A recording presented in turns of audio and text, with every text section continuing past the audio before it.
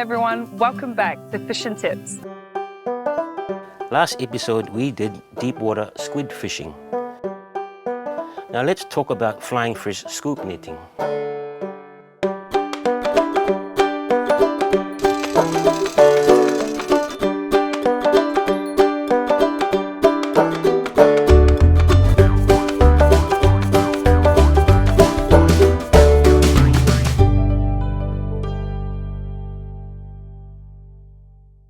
Kia ora everyone, kia ora uncle. Hi, Kura. Tell me a little bit more about flying fish scoop netting. Flying fish, it's a fish that flies.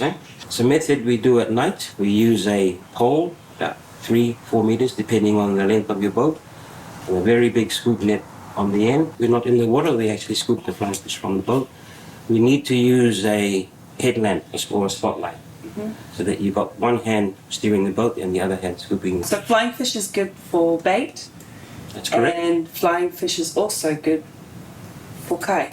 Flying fish species, they're fairly prolific in our region. Common as mosquitoes around your yard, but they taste better. Yes. Also for flying fish, there's no commercial fishery. It's done either subsistence or small scale artisanal. Not many countries in our region target flying fish. So uncle, is this a new method? I've seen photos and read articles of fishers targeting flying fish way back, probably before the war. You have 3 or 4 fishers on a canoe. You have one fisher in the front with a coconut frond that's lit, and that's the fire. And then the master fisher directs the guys paddling, and he scoops them.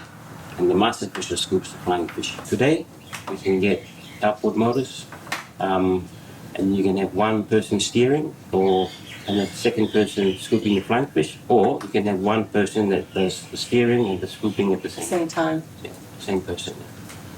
So it's just the types of material our forefathers had compared to what we have today. Amazing. How did we come up with this? I didn't ask them. Sorry, I can't answer that question because I wasn't mind. around in the 1930s. Hey Ian, I went looking for scoop net in the shop and I couldn't find anything, like strong. They were all like flimsy things.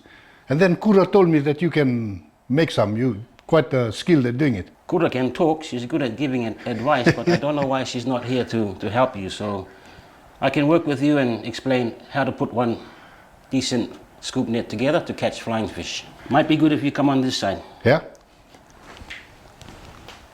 So the pieces we need. We need about 3, 4, maybe 5 meters of bamboo that needs to be hardened over the fire and then dried. We need 2 diagonal pieces. These are from an old fishing rod that Kura broke. They're about 45 centimeters in length, and then a T-piece.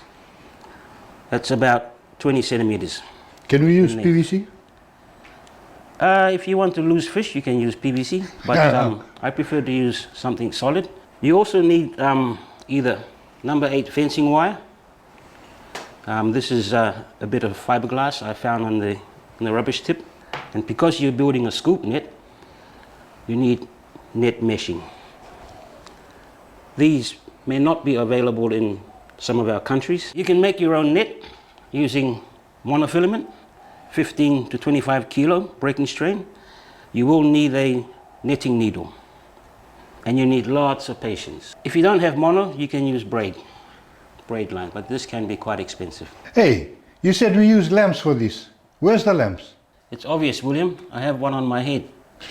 This is a motorbike helmet, and I've put a light attached it to this motorbike helmet. Very easy. When are you going to make one? Again, you're using alligator clips, so you have to play it safe. Yeah? William, if you find it too hard, you can go to the hardware store and buy a headlamp. I'm gonna try and make mine. Yes, you should.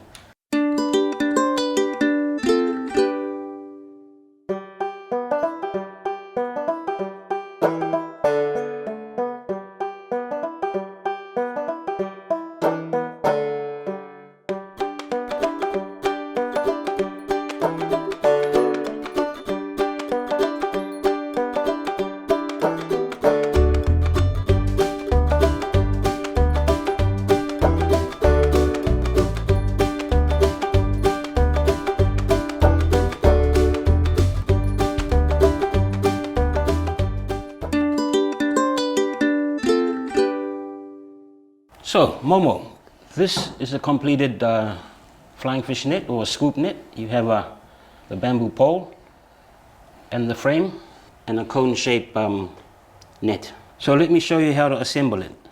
These pieces resemble that on the frame. It needs to be connected to your bamboo. The T-piece goes like this. You can also put this T-piece through the bamboo. The next part is you get your fencing wire or your fiberglass, you put it through the broken fishing rod, these diagonal pieces, and that's what it looks like, an oval, an egg-shaped type scoop net. Yeah, and what about these holes? Those holes are for this to go in. Ah, okay. Because it's very difficult to try and hold everything when it's being glued. That fiberglass or fencing wire goes through the fishing rod. So how long does it take to make one like this? How long does it take you? It can take more than a couple of days. You need tools because you're going to be gluing with epoxy. Then you need to let that dry, sand it. Sometimes it's a little bit crooked, so you do it again. So it can take 2 to 3 days.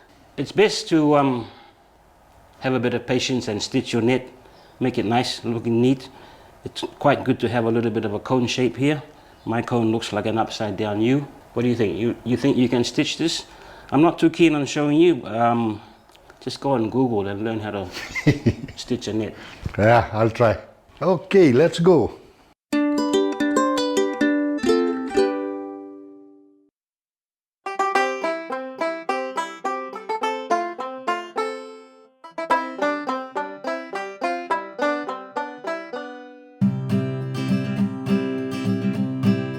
Here's some of Uncle's top tips we've learnt along the way. Tip 1, if there's more than one fisher on the boat, the person with the light leads the operation. Tip 2, if you're using a car battery on the boat, keep it well away from fuel.